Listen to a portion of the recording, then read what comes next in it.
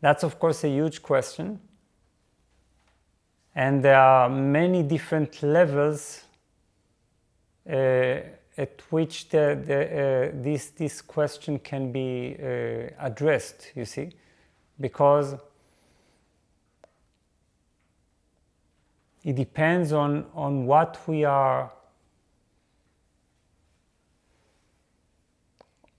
at what dimension we are on what dimension we are focusing on when we are asking this question.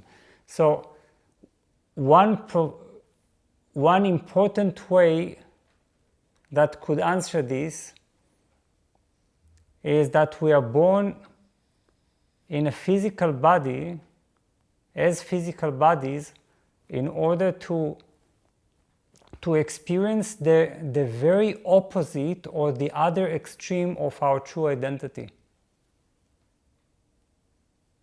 We need to understand that for something to be known, you have to have its opposite.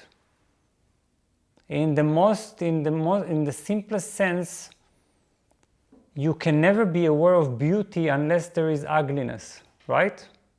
Otherwise, how can you compare it to? How can you say this is beautiful, these flowers are beautiful, unless you have the concept and the experience of ugliness, right? Of decay, of something that rots, something that is distorted. You have to have a perception of distortion in order to recognize harmony. You have to have the concept of hatred in order to know what love is, right? And you have to know you have to have the concept of an experience of matter in order to know what spirit is. So for spirit itself, for the Father, you can say, to become knowledgeable of its own nature, it has to create its seeming opposite, which serves as a mirror that reflects its own nature. How can the limitless know that it is limitless unless it puts limits on itself? You see? How can you know your immortality unless you are mortal first? So this is actually the most fundamental reason.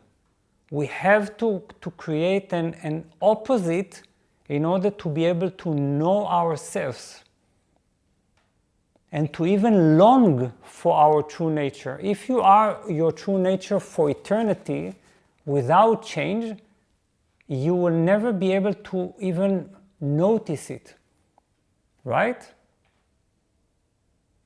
And think in the simplest sense of someone who cannot die and doesn't have the concept of death.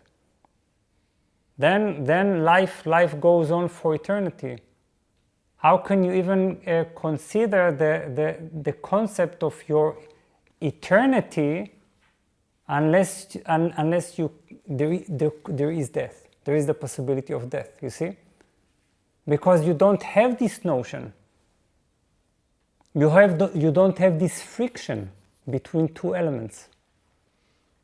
So that is the most foundational reason, what we can say the first cause that makes creation rise in the first place.